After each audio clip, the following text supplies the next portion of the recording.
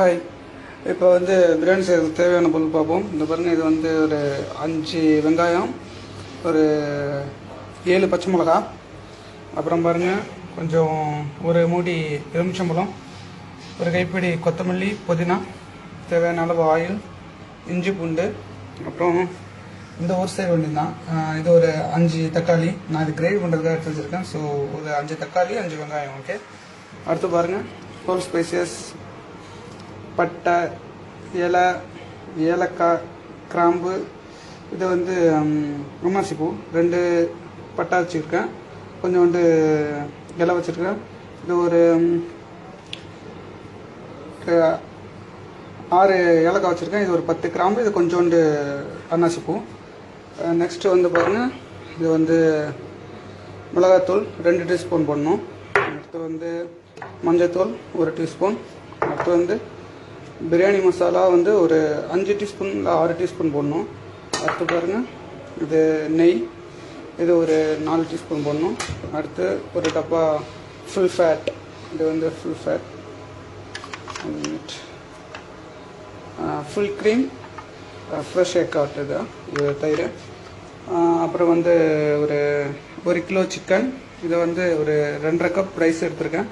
அந்த கப்பு அப்புறம் காட்டுறேன் உங்களுக்கு. இந்த 2.5 கப் ரைஸ்க்கும் 1 கப்புக்கு 1.5 கப் தண்ணி வீதம், 2.5 கப்புக்கும் 2 கப்புக்கு 3, ஒரு 4 கப் வைக்கணும். 4.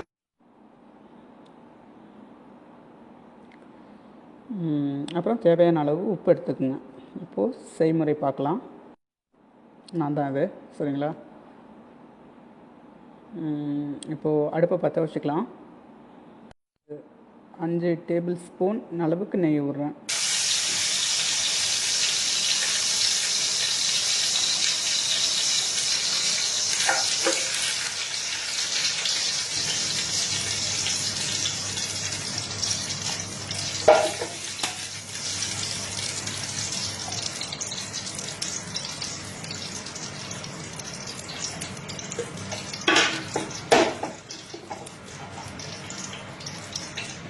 நெய் ஓகேவா?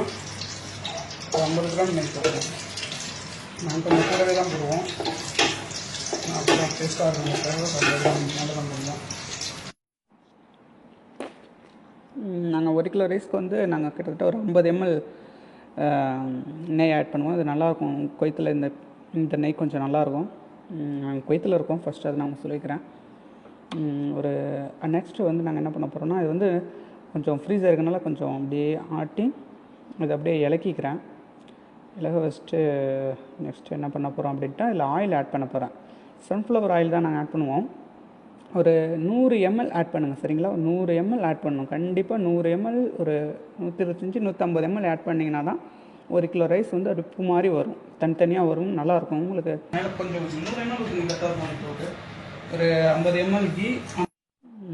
ஓகேங்களா? ஆயில் விட்டாச்சு. இப்போது அது கொஞ்சம் நான் மீடியம் ஃப்ளேமில் வச்சுருக்கிறேன், சரிங்களா? இப்போ ஆயில் ஊற்றியாச்சு. ஸ்பைசியஸ் போடுறேன்.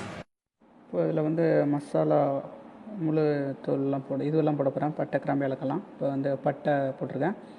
நெக்ஸ்ட்டு அன்னாசிப்பூ, அப்புறம் கிராம்பு வந்து ஒரு 10 கிராம்பு, அப்புறம் வந்து பிரிஞ்சி இலை, இது அப்புறம் ஒரு 6 ஏலக்காய். ஓகேங்களா?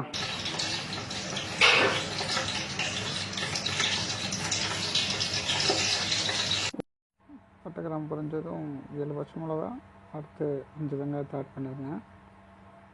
ஒரு 450 500 கிராம் வெங்காயம் ஆட் பண்ணுங்க. நைஸாக வெட்டணும். அது வந்து ரொம்ப நைஸாக இருக்கணும். அப்போ தான் வந்து எண்ணெயில் நல்லா பொரிஞ்சு வரும், சரிங்களா? உங்களுக்கு வந்து பொரிஞ்சால் தான் நல்ல கிரேவி வந்து திக்காக இருக்கும், நல்ல டேஸ்ட் வரும். இன்னொன்று வந்து நீங்கள் பிரியாணியில் வந்து வெங்காயத்தை பார்க்கக்கூடாது, முழுசாக பார்க்கக்கூடாது. அது அப்படியே கிரேவியாக மசாலாவோடு கலந்துடணும், சரிங்களா? அதனால் நல்லா பாருங்கள், இந்த பாருங்கள், நல்லா நைஸாக நல்லா வெட்டிங்க. நீட்டாக தான் வெட்டணும். நல்லா வரும். நல்லா பாருங்கள், வெங்காயம் கரைஞ்சிடுச்சு. இன்னும் நல்லா கரையணும், பாருங்களேன். நல்லா கரையும் பாருங்கள். நல்லா ஒரு மாதிரி அப்படியே பொரிஞ்சிடும். பகோடா பார்த்தீங்களா? கடல பகோடா, அந்த கல் மாதிரி இருக்குன்னா அந்த பகோடாவில் எப்படி இருக்கும், பொரிஞ்சு போய் ஒரு ப்ரௌன் கலரில், அந்த அளவுக்கு, கிட்டத்தட்ட அந்த அளவுக்கு நம்ம வந்து கொஞ்சம் லேட்டாக அப்படியே நல்லா ஃப்ரை ஆகும் சரிங்களா. நல்ல ஸ்மெல்லு அதோட சேர்ந்து வரும். அப்படி வரணும் அதேமாரி வரும். இன்னும் அந்தளவுக்கு ஆயிலும் நெய்யும் இருக்குது. ரொம்ப சிம்பிளானது தான்.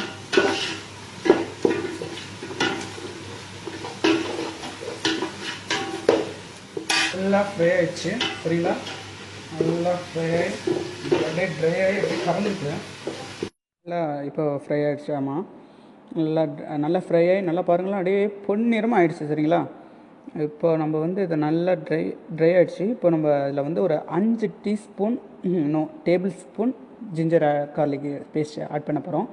நாங்கள் எப்போவுமே கொஞ்சம் அதிகமாக தான் யூஸ் பண்ணுவோம், அப்போ தான் பிரியாணி நல்லா டேஸ்ட்டாக வரும்ன்ட்டு. ஓகேவா, 1 2 3 கேட்குறேன். கொஞ்சம் நிறைய சேர்க்கணும், இதுதான் பிரியாணி நல்லாயிருக்கும். 5 கொஞ்சம் கூட வளர்க்குறோம். 7 ஸ்பூன் 6 ஸ்பூன் விட்டுருக்கோம் சரிங்களா. இந்த இஞ்சி பூண்டு விழுது போகிற வரைக்கும் நல்லா ஃப்ரை பண்ணணும். இப்போ பாருங்கள் அந்த வெங்காயம் எப்படி ஆயிருக்குன்னு தெரியுதா. நல்லா கரைஞ்சி விடணும். நான் சொன்னேன்னா அதே மாதிரி கரைஞ்சி போடுங்க. கொஞ்சம் லைட்டாக அடுப்பு வச்சுக்கோங்க. இப்போ இஞ்சி பூண்டு ஊற்றி நல்லா வதக்குங்க. அந்த ஸ்மெல்லு ஃபுல்லாக போட்டணும். ஒரு 2 நிமிஷம் மேபி நல்லா வதக்குங்க. ஃப்ளேம் வந்து மீடியமில் இருக்குது, கொஞ்சம் சிம்மில் வச்சிங்க. ஏன்னா ரொம்ப இது வச்சிங்கன்னா இஞ்சி பூண்டு ஊற்றினா அப்படியே பிடிக்க ஆரம்பிச்சிடும் சரிங்களா. ஆனால் நிறைய ஆயில் இருக்குது, பட் பிடிக்காது. இப்போது அது ரெண்டும் சேர்ந்து அப்படியே பாருங்கள், இந்த பாருங்கள் நல்லா மிக்சர் ஆகிடுச்சு சரிங்களா. இப்போது அதோட ஸ்மெல் வந்து அப்படியே மாறிக்கிட்டு இருக்குது. இப்போது நம்ம அதோட ஸ்மெல் போன பிறகு நம்ம டொமேட்டோஸ் ஆட் பண்ண போகிறோம். டொமேட்டோஸ் வந்து நான் ஏற்கனவே சொன்ன மாதிரி ஒரு 450 500 கிராம் நல்லா பழமாக எடுத்துங்க. நல்லா புளிப்பாக இருக்கும், அந்த மாதிரியான பழங்கள் எடுத்துங்க.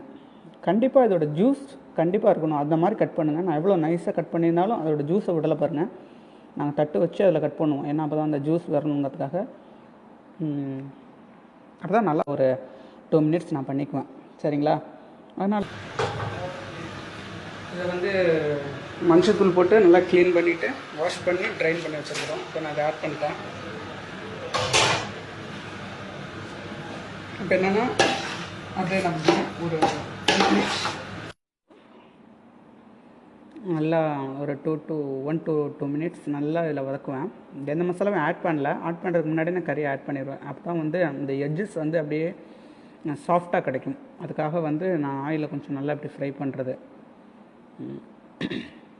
எனக்கு வந்து எங்கள் அப்பா சொல்லிக் கொடுத்தாங்க. வீட்டில் எங்கள் அப்பா செய்கிறப்போ, எங்கள் அம்மா வந்து சிக்கன் சாப்பிட மாட்டாங்க, எங்கள் அப்பா அப்படி தான் சாப்பிடுவாங்க.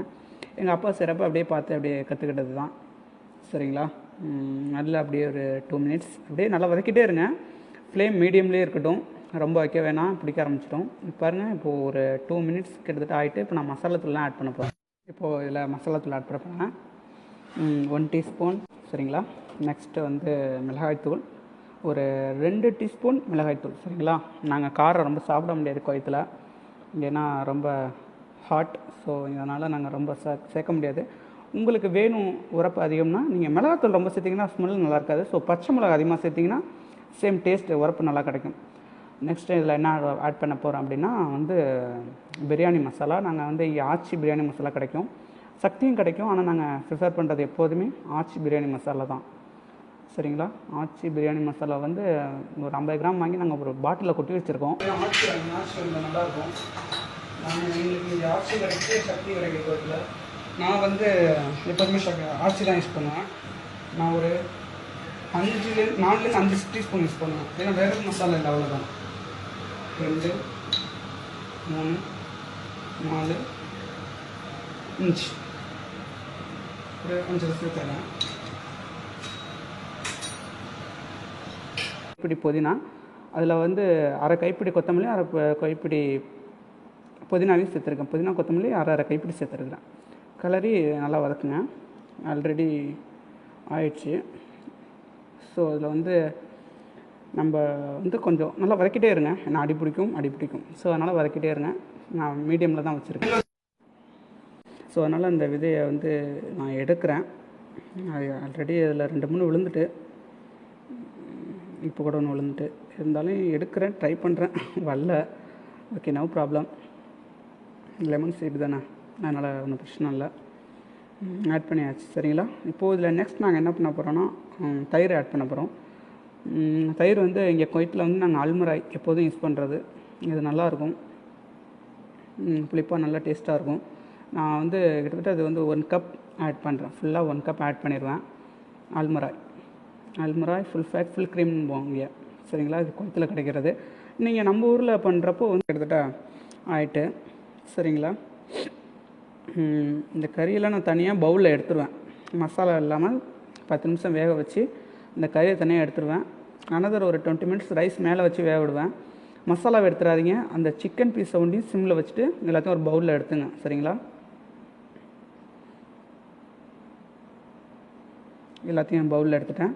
இப்போ பாருங்கள், அதனால் அதனாலே தண்ணி ஊற்றுறேன். 1 ஊற்றியாச்சு.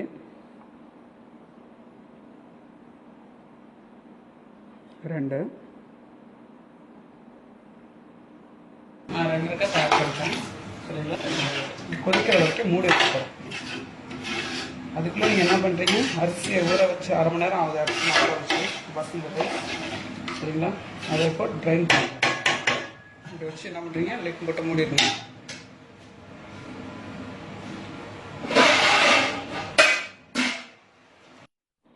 சாரி, சின்ன முடி போட்டேன்.